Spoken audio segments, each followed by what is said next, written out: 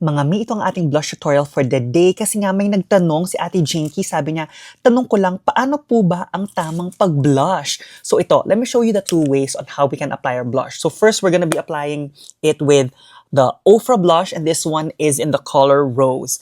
Maganda to kasi parang ang kulay lang niya is parang very light pink. Kita nyo naman, very loved. But today, I'm just showing you how to apply a blush. Pagkatapos niyan, yung traditional way to apply a blush is you just apply it right on top of the cheekbones. Yung ganyan lang, 'di ba? Lahat tayo naman ganyan talaga nag-start, 'di ba? So, yan, perfect for everyday as in babaihan lang, fresh, tapos ganyan lang, lagay mo din sa apple of the cheek. Pero yung uso na ngayon is aside from right here on the cheekbones, magsisimula ka na right on top of the cheekbones, yung mas malapit sa may mata mo, tapos extend mo siya all the way up to the hairline, yung ganyan. Tapos, ibababa mo rin siya dito, parang sa half ng mata mo, papunta sa apples of the cheeks, tapos papunta ulit sa cheekbones mo.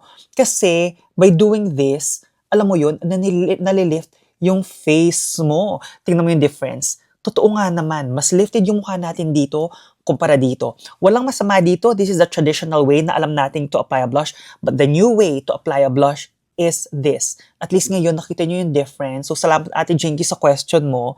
And wala namang masama either way. Kaya lang, kung ano yung preference mo, yung traditional way or dito ka na rin ba sa bagong trend? Let me know!